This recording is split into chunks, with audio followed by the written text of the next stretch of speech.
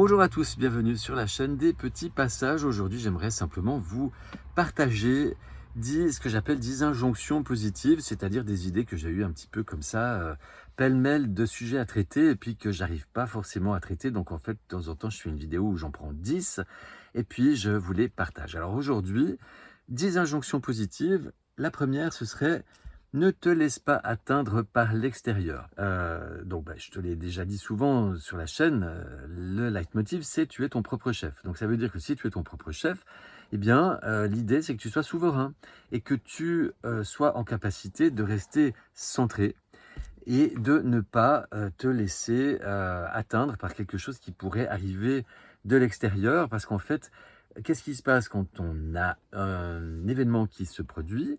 Eh bien, nous avons une réaction.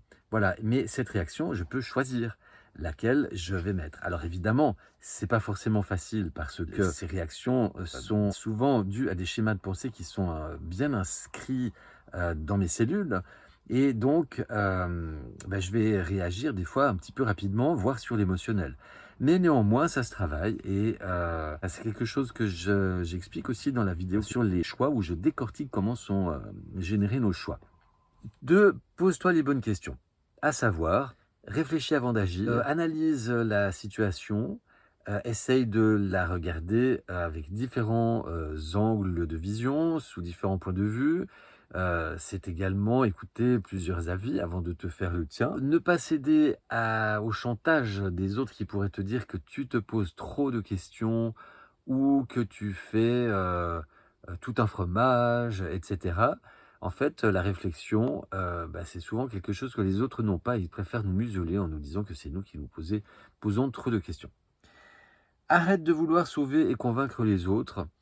Moi, quand j'ai fait mon éveil en 2017, j'avais envie, une fois que j'ai découvert certaines réalités du monde, un certain degré de manipulation, j'avais envie de le crier sur les toits et de faire en sorte que tout le monde m'écoute et soit d'accord avec moi.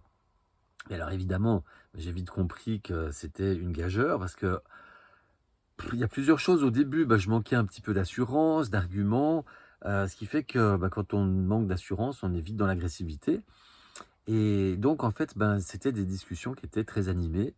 Et puis, j'avais comme idée aussi de changer le monde, de faire en sorte que le changement puisse avoir lieu pour tout le monde, en fait, que le gouvernement change enfin, qu'au niveau mondial, les choses changent enfin, etc., etc. Et j'ai revu ma copie parce que je ne peux que partager ma vision, essayer déjà de vivre ma vie le mieux que je peux en fonction de mes valeurs, donc en étant aligné entre mes pensées, mes paroles et mes actions. Et n'aider l'autre que s'il a envie et qu'il est demandeur. Moi, je peux seulement proposer. Et ce que je fais présentement avec ma chaîne YouTube, c'est une information que je propose, que je partage, mais je n'oblige personne à me croire. Et les gens sont libres de regarder ou pas les vidéos et de croire ce qui y est dit ou pas. Et en partageant ma vision, j'ai l'impression, et on me l'a dit, d'être beaucoup plus inspirant. Mêle-toi de tes affaires. Un petit peu en lien avec les accords Toltec et ce que je vous dis souvent également, éviter d'être dans la critique, le jugement, la compétition. Si je balaye devant ma porte et que je me concentre sur déjà être aligné avec mes valeurs, j'ai pas forcément besoin d'aller regarder dans l'assiette des autres et puis de leur mettre le nez dans le caca. C'est juste contre-productif. Par contre, ça n'empêche pas de les inviter à la réflexion et de leur partager notre réflexion. Sois toi, vivre et laisser dire.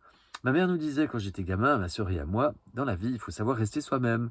Et je le dis aussi souvent dans mes vidéos, une des clés pour améliorer notre vie et pour aller vers un autre monde, c'est l'authenticité. C'est d'être vraiment soi-même, de ne pas tricher et de rester fidèle à ses valeurs en fait. Et moi, j'ai remarqué qu'à partir du moment où j'ai vraiment travaillé cette authenticité, eh bien, les portes se sont ouvertes devant moi à des endroits où j'avais l'impression de me sentir obligé de jouer tel ou tel rôle pour plaire ou ne pas déplaire ou être inclus dans un groupe. En fait, je me suis rendu compte que c'était encore pire de jouer des rôles parce que les gens, en fait, le sentent. Et puis, c'est difficile aussi parce qu'on ne sait plus forcément où on en est. Avec tel ou tel, on joue ce rôle. Après, avec tel autre, on joue ce rôle. Et ça demande beaucoup d'énergie. Donc, voilà. Arrête de dire oui. Apprends à dire non Et surtout, si tu n'as pas envie de faire quelque chose, eh bien, ne le fais pas. Si tu n'es pas d'accord, ne le fais pas. Mais par contre, je précise encore une N+e fois ici, c'est pas juste de penser non et de dire non, c'est d'agir non. Donc ça implique également de savoir, comment se positionner, être capable de faire des choix qui sont pas forcément confortables, de sortir de sa zone de confort et d'avoir du courage. Après, ça peut être également, si quelque chose te semble injustifié, ne le fais pas. Et ça, c'est aussi beaucoup valable au niveau professionnel.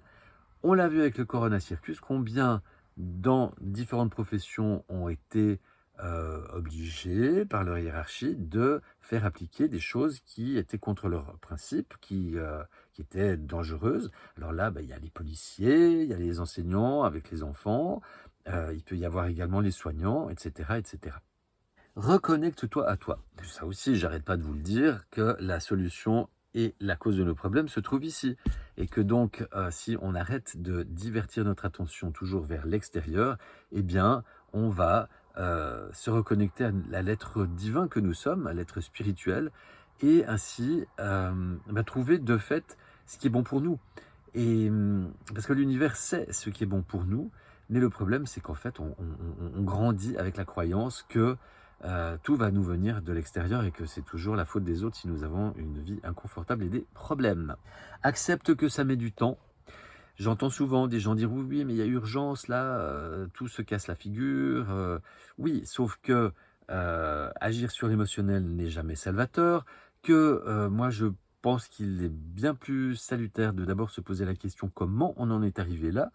Il a fallu des millénaires pour qu'on en arrive à la situation actuelle de 2024, donc c'est pas en un jour ou en 10 jours qu'on va changer les choses.